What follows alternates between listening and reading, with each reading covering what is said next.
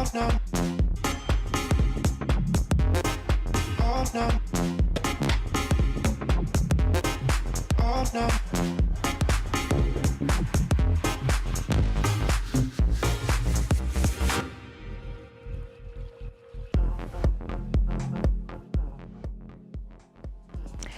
evening and welcome to the annual University of Salford Presidential Election Debate, brought to you by QuaysTV. I'm Mairead Cleary. I'm Grace Maley. And I'm Josh Kelly.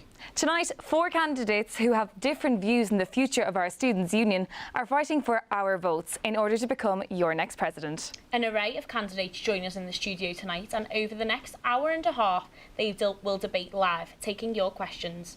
Now, tonight's agenda, we'll see our candidates tackle some of the most important issues to face us as University of Salford students on topics that really matter to us. Questions have been kept under wraps until tonight, and the candidates don't know what will be asked. They'll receive questions from our studio audience, which have been randomly selected on a variety of topics affecting us all. Now let's crack on. Your 2019 University of Salford Students' Union presidential candidates are Evie Adams, Sabbatical Officer for Science and Technology. Michelle Sadie, Masters in Public Relations and Digital Communications. And Hattie Ruddock, BSc Human Resource Management and SU Trustee. Evstanios Katsiras was extended an invitation to come to tonight, but did not respond. Also, Safia Mahmood responded but was unable to attend tonight's debate. I'm just going to move on to Hattie as well. So what would you say that you offer that's different to what these have said previously? I think in my heart is activism, to be honest, and I think the SU need to be advocating for the student accommodations to be back under the university's control. So we look at unions and universities across the country, a lot of accommodations are actually owned by the university, and at Salford they're owned by campus living villages, they're owned by IQ, they're owned by tramways, which sanctuary students. If the university had some form of way of controlling our accommodation and owning that accommodation, then the union has a lot more power. And I know you've said as well in your manifesto that you want to help commuters and let students use their rail cards before 10 AM. How do you plan on doing that? It's about creating that conversation. No one's actually ever brought it up. So, for example, I'm a current NUS delegate, and I have passed a motion through the Student Council to take that motion to NUS conference this year, and hopefully to get the NUS to support that initially, even if I'm not elected as president. So getting the NUS behind that would be a massive, because then it's a national conversation.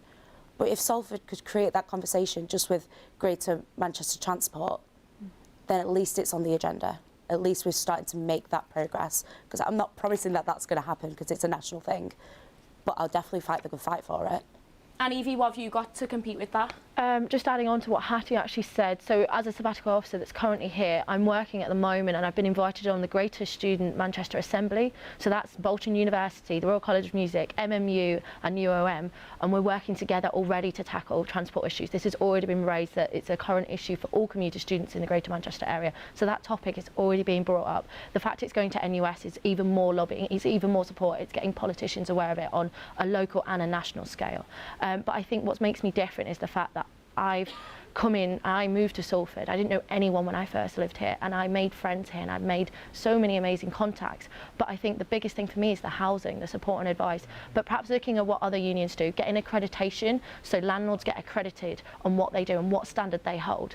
And also CLV, like, we're only partnered with them for so long, and then the university reclaim the buildings that are on our campus. So going, okay, if the CLV want to continue that relationship, how can we put a policy into the university to say, look, if you're going to continue working with CLV that are going to resource and staff our accommodation, what do we want as students? And having that conversation and getting that feedback from current students, from second years, from third years, from postgraduates that only live there for 1 year, as well as international students. I think that's a big thing. And asking about what do students actually want and need in accommodation, not just how much are you willing to pay. Brilliant. Thank you, candidates. So for anyone who's watching at home, that's what they think, but what do you think? Use the hashtag SUPED2019 on Twitter and we will show your tweets throughout the programme. Our next question is with Abby. What's your question? Should students be allowed to record in lectures, and how would you work with the university on this issue? So let me just reiterate that question to our candidate. So the question is, how would you cooperate with the university to let students record in lectures. What do you think about that? What are your opinions and what do you think should be done? Basically, so we'll start with you, Hattie. Yeah, I think recorded lectures should happen. It's happening across the country. It's already happening in some courses at Salford, and we need to have equal access to get your degree as other people. Sometimes you genuinely cannot make it into a lecture. Like students with mental health issues, students that fall ill, students with caring responsibilities. It's not easy to always commit exactly to 9 till 6, 5 days a week. It's not possible for some students. You fulfil the role of the SU president. Here we go. So how will you guarantee that you will fulfil the role of the SU president, Hattie? So I've already fulfilled some roles in the SU. I've been school rep, I have been disabled students officer, I've been on 4 society committees, including a society chair. So I've proved I can fulfil roles. But the SU president, at the end of the day, this SU has changed my life. I was going to drop out of university in first year, and I decided not to because I was so integrated in a society and I didn't want to lose that friendship. And this SU means so much to me. It's one of the reasons I won Student Union Personality of the Year last year. And it's like a lot. It's a big role, and I understand that, but at the same time, it's something I'm really, really passionate about. Evie.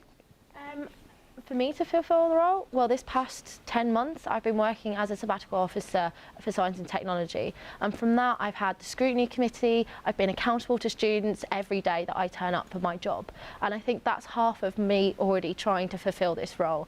I'm here not because I want to, I'm here because I want to be there for you. I need to be there for you. I'm a scientist, I'm a conservationist. I've worked all around the world for other NGOs, and I'm here working for your charity, your union of students. And I want to fulfil this role, not only because of my manifesto, but because every day I get to see a student and I get to help them, and getting that feedback and being able to say, oh, you're welcome, or no worries, it's just my job, is part of me wanting to fulfill this role. I think part of what I want to do is work with a new sabbatical team that's strong, that's wants to be in, that's starting fresh. That's a big thing as well. We've got so much new stuff going on with the strategic plan. We've got a new plan for Welcome coming up, and we've got so much else going on. We've got varsity coming up as well. And being able to continue on at the University of Salford in the Students' Union would be an amazing opportunity. So I don't think it's about me fulfilling the role. It's more about what can I do for you to be the best president for you.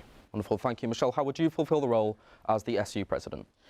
For me, to know that I have fulfilled the role, is getting the feedback. It's working in partnership with the people that put me where I am.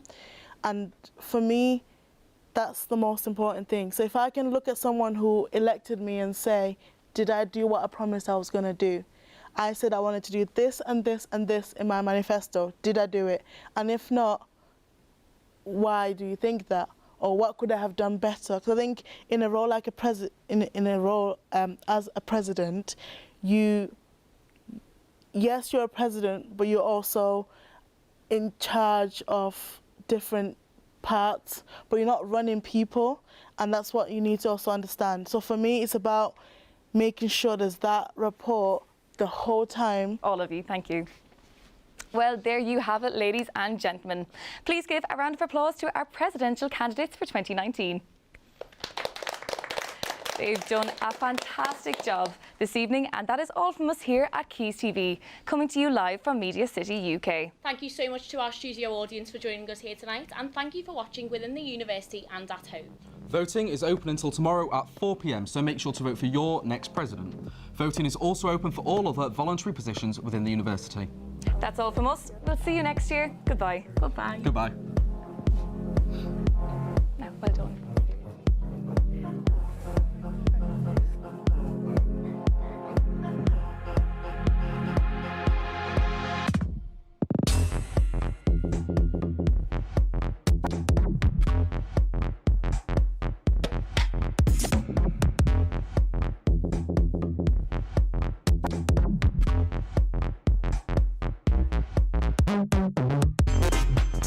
No.